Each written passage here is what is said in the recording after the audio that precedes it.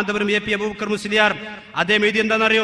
സ്വലാത്ത് ചെല്ലുന്നത് കൊണ്ട് ഭൗതിക നേട്ടം മാത്രം ഒരാൾ ഉദ്ദേശിച്ചു, അതല്ലെങ്കിൽ ലോകമാന്യത്തിന് വേണ്ടി ആളുകളുടെ ഇടയിൽ ഞാനൊരു സ്വലാത്തുകാരനാണെന്ന് കാണിക്കുവാൻ വേണ്ടി ഒരാൾ സ്വലാത്ത് ചെല്ലി, എന്നാലും അതിന് പ്രതിഫലമുണ്ട്. ഇങ്ങനെ സ്വലാത്ത് ചെല്ലിയിട്ട് കാര്യമുണ്ടോ? ഇങ്ങനെ റസൂലുള്ളാഹിനെ സ്നേഹിച്ചിട്ട് അള്ളാഹുവിന്റെ പ്രവാചകന്റെ പേരിൽ ദിക്ർ ചൊല്ലിയിട്ട് കാര്യമുണ്ടോ സുഹൃത്തുക്കളെ? ഒരിക്കലും കാര്യമില്ല. അപ്പൊ പ്രവാചകൻ സല്ലല്ലാഹു അലൈഹി വസല്ലമയുടെ സഹാബത്തിനോ താബിഈങ്ങൾക്കോ പരിചയമില്ലാത്ത റാഫിദിയാക്കളായ ആളുകൾ കെട്ടിയുണ്ടാക്കി ഈ ആഘോഷം പലപ്പോഴും നമുക്കറിയാം ഘോഷയാത്രകൾ നടത്തി ക്രിസ്ത്യാനികൾ വിളംബരജാഥ നടത്തുന്ന പോലെ, ക്രിസ്മസ് വിളംബരം നടത്തുന്ന പോലെ ഇതാ വരുന്നു നബിദിന വിളംബരജാഥ. പണ്ടൊക്കെ റബീഉൽ അവ്വൽ മാസം എന്ന് പറഞ്ഞാൽ റബീഉൽ അവ്വൽ 9-നോ 12-നോ മാത്രമേ ഉണ്ടാവുള്ളൂ. ഇപ്പൊ ഈ മാസം മുഴുവനും ആഘോഷമാക്കി നമ്മുടെ ചില മുസ്ലിയാക്കന്മാർ പറയാൻ റാലി നടത്താൻ പോകാണ്. ആ റാലിയെ കുറിച്ച് എന്താ കോടമ്പുഴ ബാബു മുസ്ലിയാർ എഴുതിയത്? ഇതാ സെൻസിംഗ് മാസികയിൽ ഘോഷയാത്രകൾ ആവശ്യമില്ല. ഇനി ഞാൻ വായിക്കുന്ന വാക്ക് ശരിക്കും കേട്ടോളി. നബിദിനാഘോഷം എന്ന് പറഞ്ഞാൽ ഞാൻ പറഞ്ഞു 3 നൂറ്റാണ്ടിൽ ഉത്തമമായ മാതൃകയല്ല. അതുകൊണ്ട് വായിൽ തോന്നിയത് കോതക്ക് പാട്ടുന്ന രൂപത്തിൽ പിന്നെ ഈ കൊടുവള്ളിയിലുള്ളത് പോലെ ആകൂല കോഴിക്കോട് ഉണ്ടാകുക, കോഴിക്കോടുള്ള പോലെയല്ല കൊയിലാണ്ടിയിൽ ഉണ്ടാകുക, അതുപോലെയല്ല ചിലപ്പോൾ ഈജിപ്തിൽ ഉണ്ടാകുക, അതുപോലെ തന്നെ ചില ഇറാൻ ഉണ്ടാകുക. അപ്പൊ എല്ലായിടത്തും മൗലിദുണ്ടല്ലേ? എല്ലാ സ്ഥലത്തും മൗലിദുണ്ട്, എല്ലാ സ്ഥലത്തും ഇബിലീസുമുണ്ട്. ഇബിലീസുള്ളയിടത്തൊക്കെ മനുഷ്യനെ വഴിപേപ്പിച്ചുകൊണ്ടിരിക്കും. അതുകൊണ്ട് ഇന്ന സ്ഥലത്തൊക്കെ മൗലിദാഘോഷമുണ്ട് എന്നത് ഒരിക്കലും അള്ളാഹുവിന്റെ ഇതിന് തെളിവല്ല. ഇനി കോടമ്പുഴ ബാബു മുസ്ലിയാർ പറഞ്ഞത് കേട്ടോ, നമ്മുടെ നാട്ടിൽ രാഷ്ട്രീയ പാർട്ടികളുടെ വിജയാഹ്ലാദ പ്രകടനങ്ങളുടെ അനുകരണമായാണ് മിക്ക സ്ഥലങ്ങളിലും നബിദിന ഘോഷയാത്രകൾ തുടങ്ങിയിട്ടുള്ളത്. എന്ത്? റസൂലുള്ളാഹി ഘോഷയാത്ര നടത്തിയതിനല്ല തെളിവ്. നമ്മുടെ നാട്ടിൽ രാഷ്ട്രീയ പാർട്ടിക്കാർക്കൊരു പതിവുണ്ട്, തോറ്റാലും ഘോഷയാത്ര ജയിച്ചാലും ഘോഷയാത്ര. അങ്ങനെയാണല്ലോ. ഇവിടെ ജയിച്ചിട്ടുണ്ടെങ്കിൽ ഇവിടെ തോറ്റിട്ടുണ്ടെങ്കിൽ അപ്പുറത്തെങ്കിലും ജയിച്ചിട്ടുണ്ടാവും, അപ്പൊ അതിന് ഇവിടെ ഘോഷയാത്ര. ഇങ്ങനെ തോറ്റതിനും ജയിച്ചതിനൊക്കെ ഘോഷയാത്ര നടത്തുന്നത് കണ്ടിട്ടാണ് നബിദിനാഘോഷത്തിന് ഘോഷയാത്ര തുടങ്ങിയത്. മുജാഹിദല്ല പറയുന്നത്, കോടമ്പുഴ ബാബു മൗലവിയ പറയുന്നത്. എവിടെ? സെൻസിംഗ് 995 കേട്ടോ. നബിദിനാഘോഷം വന്നു കഴിഞ്ഞാൽ അതിനർത്ഥം വെച്ചാൽ മുപ്പര് നബിദിനത്തിന് എതിരാണെന്നല്ല കേട്ടോ. നബിദിനം ആഘോഷിക്കണം. എങ്ങനെ ആഘോഷിക്കണം കേട്ടോളൂ.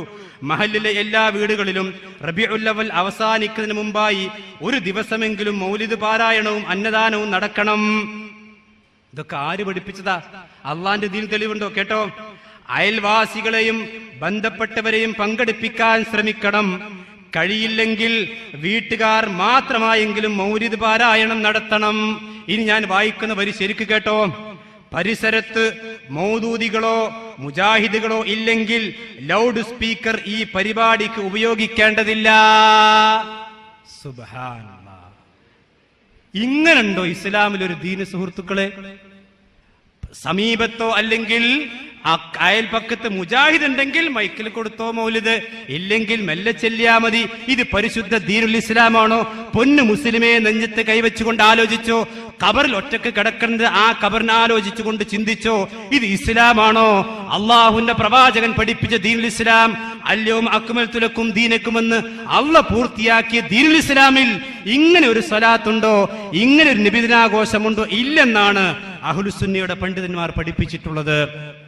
അപ്പൊ സുഹൃത്തുക്കളെ, ഇത് തനിച്ച ബിദ്അത്താണ്. അതാണ് പണ്ഡിതന്മാർ പറഞ്ഞു. പിന്നെ ഇത് ആരുണ്ടാക്കിയതാണ്?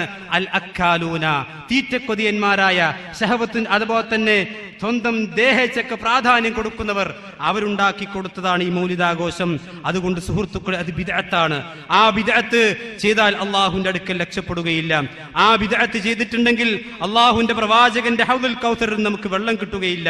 എന്നിരുന്നാലും ചില ആളുകൾക്കൊക്കെ സംശയം ഉണ്ടാകും, എന്തായാലും അത് നബിദിനാഘോഷം എന്ന് പറഞ്ഞാൽ അത് ദിക്റല്ലേ, സ്വലാത്തല്ലേ, മൗലിദല്ലേ, എന്താ അപ്പൊ അതിന് തെറ്റ്?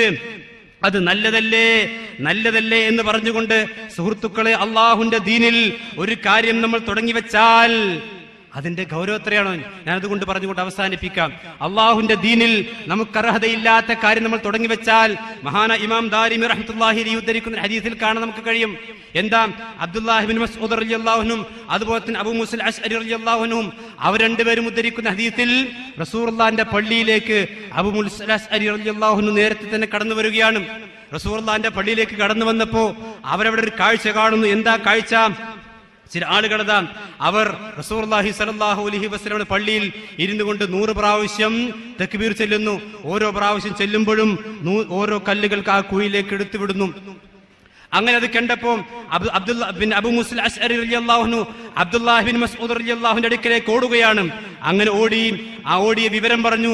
അബ്ദുല്ലാഹി ബിൻ മസ്ഊദ് റളിയല്ലാഹു അൻഹു പള്ളിയിലേക്ക് വരികയാണ്. പള്ളിയിലേക്ക് വന്നിട്ട് ചോദിച്ചു, മാ ഹാദല്ലദീ അറാക്കും തസ്നഊന, എന്താണ് നിങ്ങൾ ചെയ്തുകൊണ്ടിരിക്കുന്നത്? ഞാൻ ഈ കണ്ടുകൊണ്ടിരിക്കുന്ന കാര്യം എന്താണ്?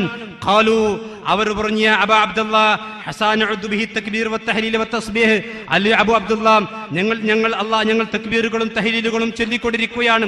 അതുകൊണ്ട് ഞങ്ങൾ അവിടെ ഒച്ചുണ്ടാക്കിക്കോട്ടെ, ആരും അങ്ങോട്ട് ശ്രദ്ധിക്കേണ്ട ആവശ്യമില്ല.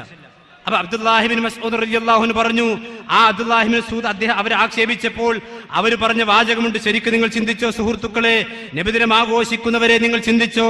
മാ അറദ്നാ ഇല്ലൽ ഖൈർ, ഞങ്ങൾ ഖൈർ മാത്രമേ ഉദ്ദേശിച്ചിട്ടുള്ളൂ, ഒരു പുതിയ ഫിത്ന ഉണ്ടാക്കാൻ ഞങ്ങൾ ഉദ്ദേശിച്ചിട്ടില്ല. ആ ഖൈർ ഉദ്ദേശിക്കുന്നു എന്ന് പറഞ്ഞ ആളുകളോട് അബ്ദുല്ലാഹി ബിൻ മസ്ഊദ് റളിയല്ലാഹു അൻഹു പറഞ്ഞ എന്താ അറിയോ? കം മിൻ മുരീദിൻ ലിൽ ഖൈരി യുസീബഹു, എത്ര ഖൈർ ഉദ്ദേശിക്കുന്ന ആളുകളുണ്ട്, പക്ഷെ ആ ഖൈർ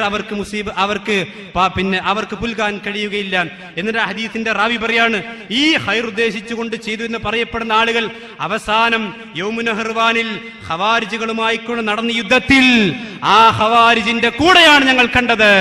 അവൻ നല്ലതല്ലേ എന്ന് വിചാരിച്ച് ദീനിൽ ഒരു പുതിയ കാര്യം ഉണ്ടാക്കുന്നവർക്ക് അവസാനം ബിദ്അത്തിന്റെ കക്ഷിയായ കിലാബ് അഹ്ലിന്നാർ, നരകത്തിന്റെ നായകളുടെ ആളുകൾ എന്ന് പഠിപ്പിച്ച ആ ഖവാരിജിന്റെ കൂടെയാണ് ഇതിക്കും പരിണിത ഫലമെന്ന് നമ്മൾ മനസ്സിലാക്കണം.